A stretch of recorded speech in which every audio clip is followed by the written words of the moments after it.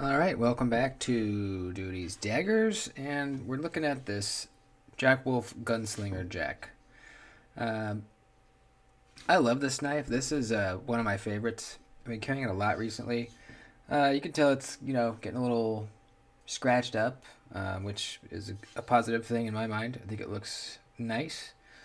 The blast, I think it's a blasted finish they do on these titanium bolsters, is prone to snail trails, um, but that's a good thing to me because I think it looks good like that.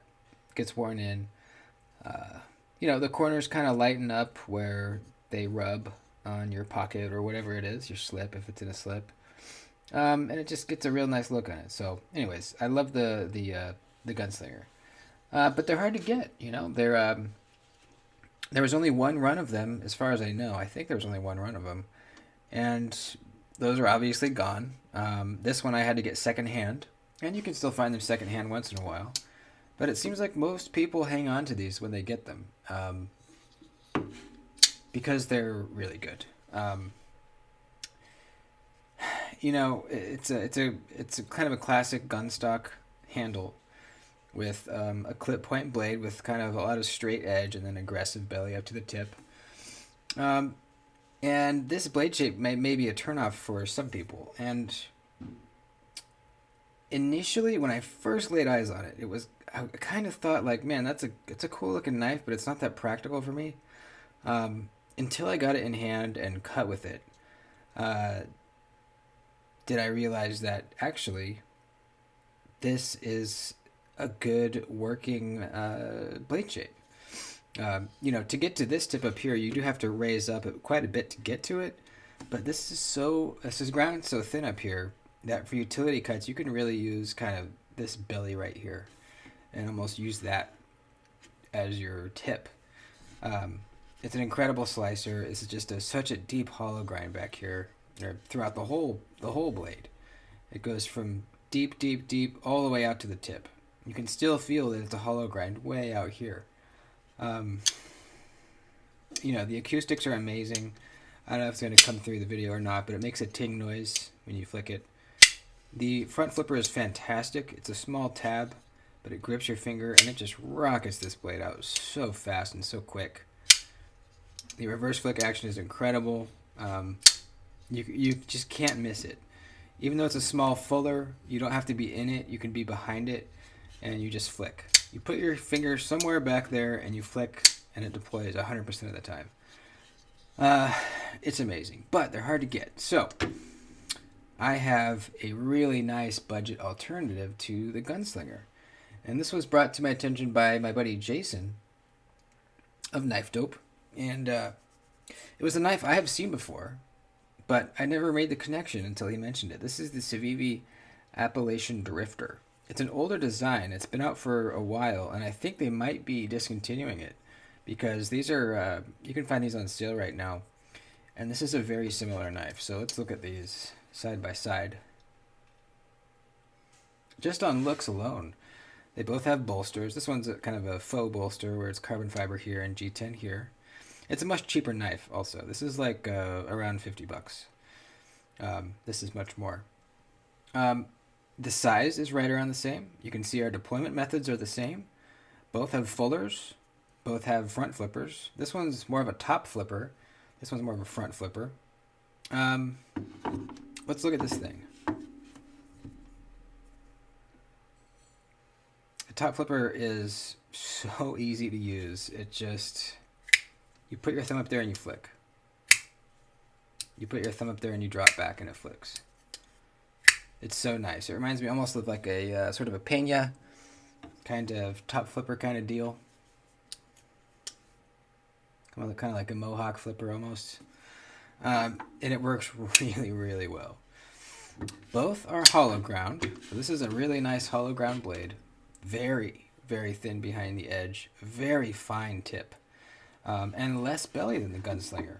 So if you're one of those guys that don't like this, how this belly is here, you will probably like this because this is a tip that's in line with the center of the knife. This is going to be just perfectly good for utility cutting. And it's really thin up there. So, I mean, yeah, it's going to be a really good utility cutter. So look at them side by side. Really similar, man.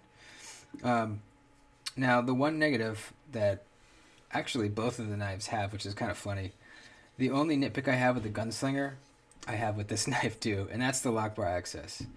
It's not great on either of these knives. It's totally doable. Like, I don't feel like I'm struggling to get that lock bar across or over, but it's just the access is not there. It's not as good as some other knives. You can do it, but it could be much better. So definitely not something that kills the knife for me, not even close. But it is the nitpick that I have. And it's the same with the Appalachian Drifter. There's just not a whole lot of room. They kind of cut out this liner a little bit to let you get in there, but not much. Not much at all.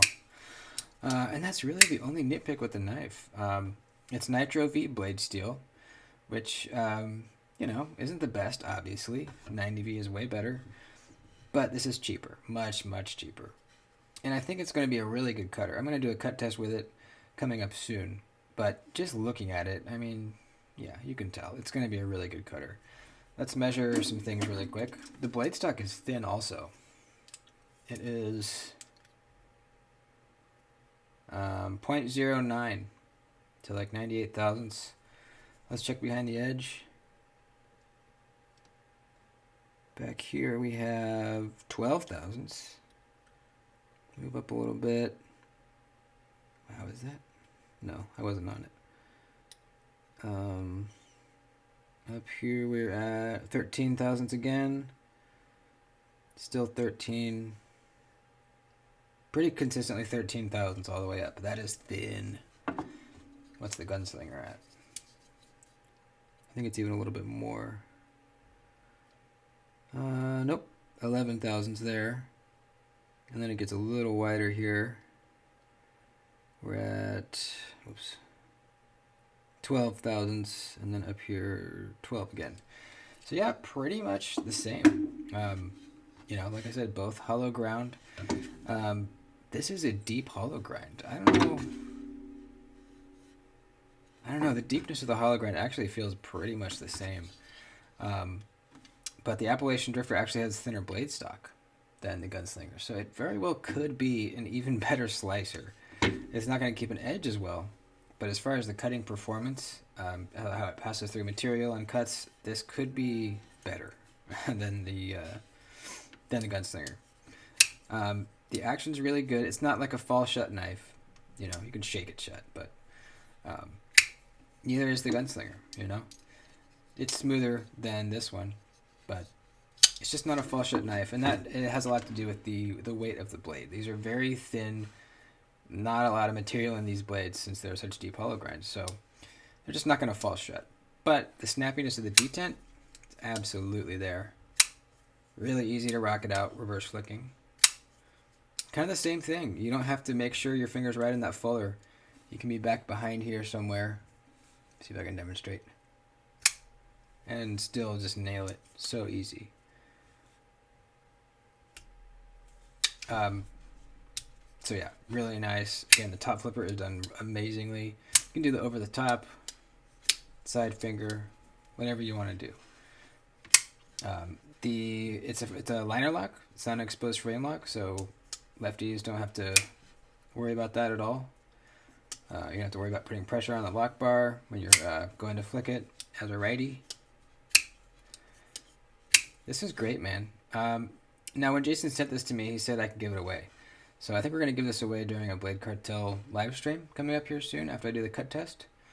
And I think someone's going to be pretty happy with it if you haven't tried one yet.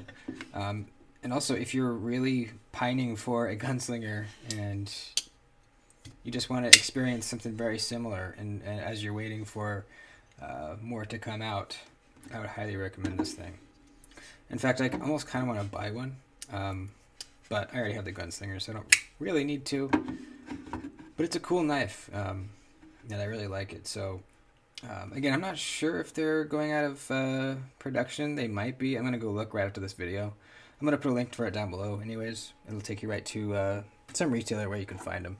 And you can go see how much exactly they are and possibly buy one if you feel like it. So that's it. Hope you liked the video. Like it, like the video, and I'll see you next time.